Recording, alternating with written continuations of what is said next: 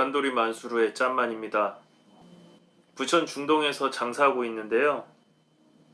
가끔 이렇게 한가할 때 상가 공부를 하는 편이에요. 그래서 요번에는 여러분들께 상가 공부를 하면서 제 의견을 조금 첨가해서 여러분들께 같이 공유하고 여러분 나누는 그런 식으로 영상을 한번 찍어 보려고 해요. 해야 되니까. 요즘 구분 상가로 투자들을 많이 한대요. 건물들은 예전보다 가격이 많이 올랐고, 그리고 수익률이 안 좋다 보니까 대출을 받아서 투자하기에 조금 무리가 있다고 생각을 하셨는지 좀 편하게 투자할 수 있는 구분상가, 특히 서울이나 이런 쪽 말고 구도심 상권으로 좀 많이 확산이 됐다고 해요. 부천은 구도심이죠. 예전부터 이렇게 투자를 해왔는데 이제 와서 제가 투자한 게 다 들어맞는다, 이렇게 뉴스나 이런 기사를 보면 정말 신기합니다. 안정적으로 상가 투자를 하려면 구도심 상권으로 접근해라. 구도심 상권은 오랜 시간을 지나 예전부터 상권이 이미 활성화되면서 대형 프랜차이즈부터 소규모 개인 업종까지 다양한 업종들이 상권을 형성하고 활발한 모습을 지금도 유지하면서 수요를 끌어들이는 힘이 있다고 할 수 있다. 이게 무슨 말이냐면, 우리가 구분 상가를 투자할 때 공실로 되어 있는 거를 투자하진 않잖아요. 거기에 들어가 있는 업종이 임차 업종이 뭐인지 체크를 하란 얘기예요. 그래서 굳이 서울이나 이렇게 메인이 아니더라도 좀 외곽이나 경기도권이나 뭐 부천이나 인천이나 뭐 시흥, 안산 이쪽도 그 동네 상권에서 좀 괜찮은 자리, 그러니까 제가 항상 얘기하는 B급 상권의 A급 자리를 찾아라, 요런 얘기예요. 대형 프랜차이즈가 들어가 있는 곳 근처에 작은 상가, 개인이 운영하는 구분 상가를 사라, 뭐 요런 얘기고요. 꼭 실투자금이 많이 들어가는 대형 상가를 접근하지 않아도 된다. 내 실투자금이 소액이라면 이런 대형 상가 근처로 소액으로 접근할 수 있는 뭐 10평짜리, 뭐 12평짜리, 13평짜리 이런 소형 상가를 접근해도 그만큼의 임대 수익과 향후 매도 차익도 가져갈 수 있다. 그 대형 프랜차이즈 인근에 소형 상가들도 매매가 가끔 나옵니다. 근데 임대 수익과 향후 매도 차익도 가져갈 수 있다. 이건 제가 예로 말씀드리면, 제가 예전에 여기 중동에 프루지오 아파트 지어지기 전에, 그 프루지오 아파트가 지어지면 당연히 1층 상가들이 저는 비쌀 거라고 생각은 했어요. 10평 기준으로 한 10억 정도 분양가 그 정도 나올 거다라고 생각을 했는데, 아니나 다를까 안 좋은 자리는 뭐 8억, 위치 좋은 대로변은 뭐 10억이 그냥 넘어갔죠. 근데도 완판됐어요. 근데 그 상가 주변에, 그 건물이 지어지는 대형 프루지오 아파트 주변에 하이베라스 빌딩이라고 중동에 정말 낡은 빌딩이 하나 있었습니다. 거기에 1층에 지지미집이 매매로 나왔어요. 3억 1,500. 근데 저는 보자마자 바로 샀어요. 한 3시간 정도 그 앞에서 고민하다가 바로 계약금 샀어요. 그렇게 제가 바로 살 수 있었던 이유는 항상 상가를 봐왔고, 봤을 때 야, 이거 가능성이 있다, 이거 그냥 가격 뛰겠다라고 생각을 했기 때문에 그 지지미집이 장사가 정말 안 됐어요. 사장님께서는 좋으신 분이었지만 장사가 너무 안 돼서 월세도 막 밀리고 그러셨던 집인데, 저는 그냥 보자마자 야, 이거는 그냥 무조건 사고서 갖고 있으면 2년 안에 한 7억 8억 가겠다, 이런 생각이 들어서 3억 1,500에 바로 깎았죠. 3억 1,500만 원에 샀을 거예요. 부천 중동의 친한 부동산 사장님한테 해가지고 샀는데, 제 예상대로 그 주변에 아파트, 프로조 아파트가 지어지고 스타벅스 들어오고 대형 프랜차이즈들이 들어오기 시작하면서 제 상가도 가치가 같이 뛰기 시작했어요. 월세 120만 원이 170으로 바뀌었고요. 세입자 한번 바뀌면서 원래 200까지도 받을 수 있었어요. 왜냐면 그 프로지오 아파트의 1층 상가가 10평, 전용 10평이 10억씩 분양이 됐고요. 그리고 제가 그 하이베라스 빌딩이라고 산 거 옆 건물에 오피스텔 건물이 또 올라가는데 거기도 분양가가 한 8억? 10평 기준으로. 근데 제가 샀던 그 가운데 낑겨 있는 그 건물은 낡았지만 하이베라스 빌딩이라고 치면 나올 거예요. 전용이 17평에 출입구 옆에 코너 자리인데 3억 1,500에 산 거예요. 물론 매도자께서는 세입자가 월세도 너무 안 주고 그리고 장사도 안 되고 막 이러니까 팔았을 텐데 그 보석을 저는 발견한 거죠. 그리고 그 대형 프랜차이즈를 이용하는 손님들이 동선에 있는 구분상가 중에 싼 거를 투자를 해야 된다는 얘기예요. 그렇기 때문에 지속적인 모니터링을 하고 꾸준하게 현장을 임장하면서 중개사분들한테 문의를 해야 된다고 합니다. 근데 또 이게 중개사분들이 항상 좋은 걸 주는 건 아니에요. 그냥 팔아먹어야 되기 때문에 안 좋은 것도 좋다고 하는 경우가 있기 때문에 이런 것들은 저희 구독자분들은 저한테 한번 문의를 해보시고 저도 이제 멤버십 분들한테 정보를 드리지만 저희 구독자분께서 찾은 거를 좋은지 판단해달라 이런 것들도 저는 하고 있으니까 그런 것도 저한테 물어보시면 돼요. 최근에 저희 구독자분께서 제가 드린 정보로 1억 초반대 구분상가를 하나 사신 분이 계세요. 근데 그분께서 사서 세입자를 맞춰보고 한 사이클을 돌려서 월세를 받아보시더니 해볼만 하거든요. 그래서 얼마 전에 저한테 연락이 왔어요. 짬마님, 여기 상권이 어떤지 한번 봐주세요. 라고 해서 제가 봤는데 우선 지도로만 봤을 때는 별로 안 좋았어요.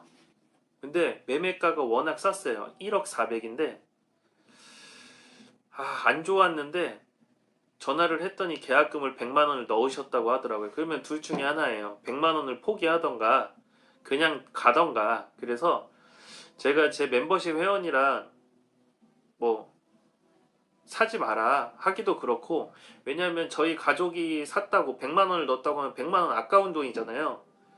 그래서 제가 현장을 시간 내서 한번 가보겠다 해서 갔는데 지도로 봤던 것보다는 현장이 좋았어요. 그리고 매매가가 1억 4백이기 때문에 해볼만 하다. 근데 그 구분 상가는 분양이었는데 계속 가져갈 상가는 아니었어요. 그러니까 1억 4백에 샀지만 그게 나중에 2억이 되고 3억이 될 만한 상가는 아니었어요. 1층 구분 상가인데 한 8평 정도 됐던 것 같아요.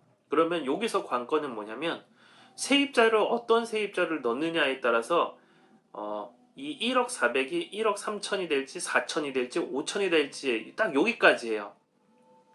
그래서 제가 저희 그 멤버십 구독자분께 말씀을 드린 게 법인으로 사자.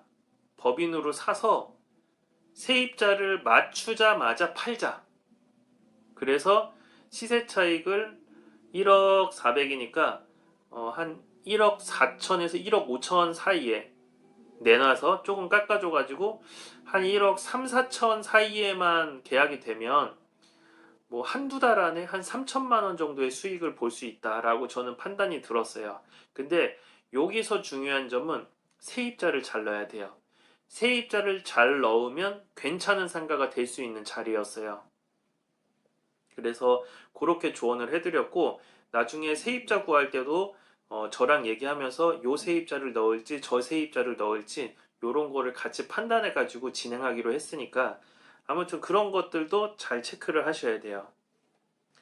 제가 영상을 이렇게 찍기 시작한 지 1년 반 정도 됐죠. 저 구독자 14명일 때 뭐 한참 안 늘어났었잖아요. 근데 그때도 저는 건물을 보러 다녔는데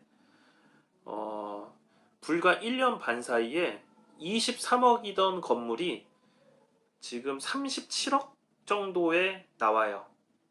그 당시에 제가 봤었을 때 23억이었는데 37억 정도에 나오고 한 6개월, 7개월 전에 30억에 제가 영상에 올려서 찾았던 것들 중에서 그런 것들이 지금 나오는 게 뭐 40억, 38억 이렇게 많이 올랐어요.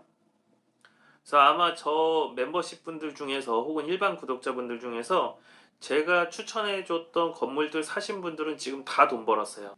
가격이 떨어진 거 하나도 없어요. 오르면 다 올랐지. 그쵸? 아무튼 그분들은 저를 믿어주셔가지고 매수를 하신 거고 지금 아마 적게는 5억부터 많게는 10억 정도 뛰었다고 볼 것 같아요.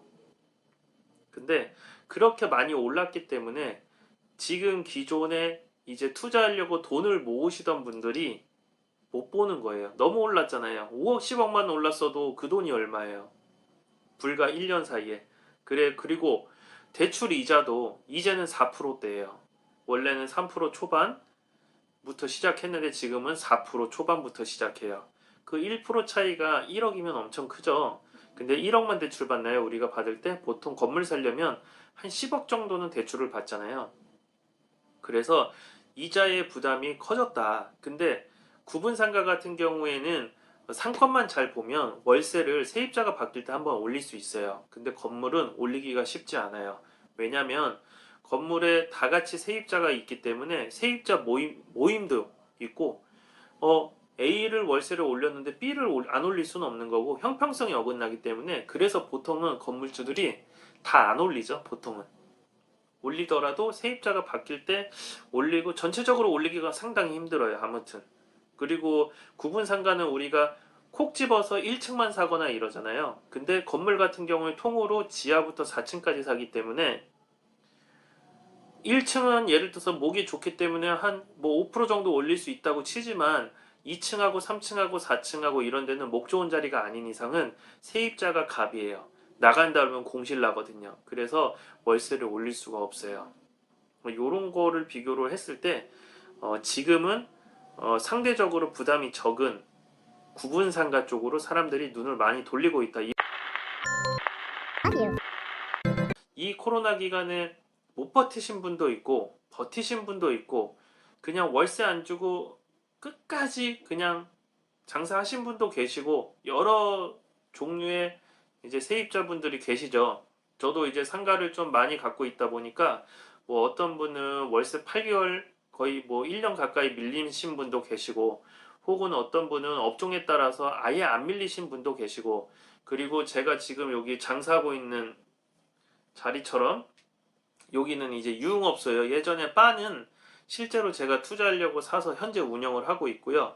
여기 유흥업소 같은 경우에는 제 상가인데 한 군데가 코로나 때 보증금 남아있는 거를 반환해주면 그냥 철거할 비용도 없으니까 그냥 다 놓고 나가시겠다 해가지고 작년에 그냥 제가 보증금 반환 다 해드리고 다 놓고 나가셨는데 코로나가 작년 제가 11월에서 12월 사이에 요거를 근데 제가 인수하고 나서 몇 달 있다가 코로나가 끝났어요. 그래가지고 지금 한 달에 1,000만 원씩 남아요. 요 자리에서 장사하는데 그냥 슬렁슬렁 하거든요. 월세도 안 나가고. 근데 사업체가 너무 많아졌어요. 지금 하고 있는 게 우러갈탕 매운탕집 무인으로 커피숍 무인, 아이스크림 무인, 무인 세탁소, 바 하나, 바 두 개, 그리고 여기 유흥업소 7개를 장사를 하는데 다 월세가 안 나가요. 직원도 한 명도 없어요. 그냥 혼자 해요. 재밌죠?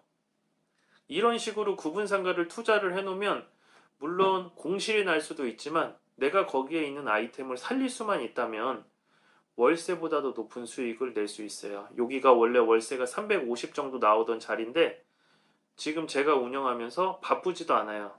하루에 한 팀, 두 팀 받는데 한 달에 한 1,000만 원 정도 남거든요. 이런 식으로도 장사를 할 수 있기 때문에 구분상가의 매력은 굉장히 많아요.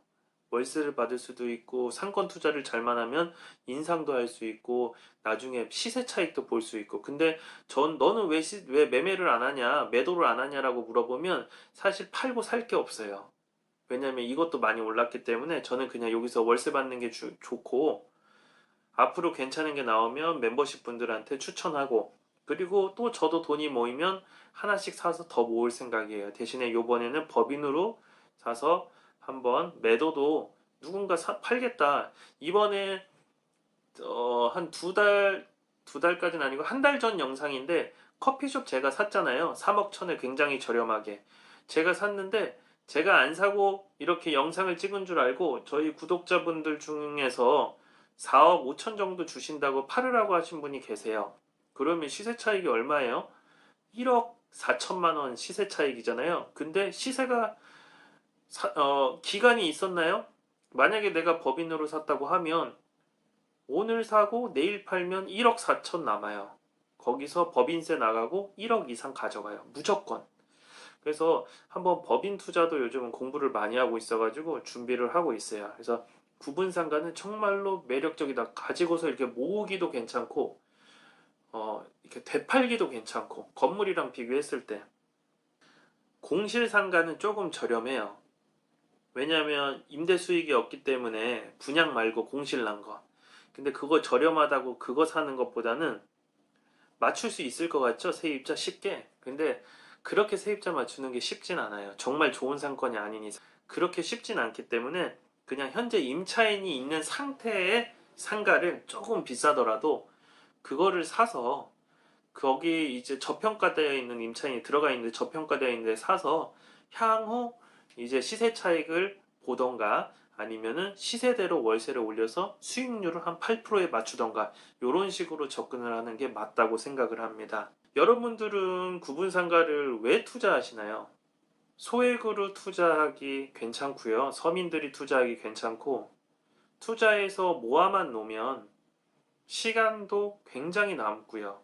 관리할 것도 없고 그냥 매달 그 날짜에 되면 월세가 들어온다고 생각하시면 됩니다. 더군다나 저평가되어 있는 걸 사게 되면 나중에 월세가 세입자가 바뀌면서 인상이 된다고 하면 그 인상폭이 50만 원이 될지 혹은 100만 원이 될지 200만 원이 될지 모르잖아요. 저는 실제로 구분상가 인상폭이 200만 원짜리도 있습니다. 한 200 초반에 사서 지금 440 받고 있는 것도 있어요. 처음에 살 땐 200 초반이었는데. 아직도 갖고 있고요. 이런 게 많아지고 이제 저처럼 개수를 계속 쌓아가다 보면 굉장히 치트키를 하나 얻은 것 같아요. 다른 사람들이랑 다르게 하나씩 차곡차곡 쌓아가는 겁니다. 티끌 모아 태산. 구분상가 작은 것부터 투자하세요. 그러면 여러분들도 굉장히 여유롭게 하루하루 혹은 한 달, 매달 지나가면 맛있는 것도 먹었는데 통장에 매달 쌓이는 돈을 느끼실 수 있을 거예요. 그러면서 투자의 재미를 보실 겁니다. 아무튼 오늘은 여기서 마무리하고요. 왜 구분상가를 투자해야 되는지 그리고 구도심의 구분상가가 요즘은 괜찮다는 기사를 보면서 그냥 정보 공유 영상 하나 찍었습니다. 고맙습니다. 또 다음 영상으로 찾아뵐게요. 고맙습니다. 짠돌이 만수르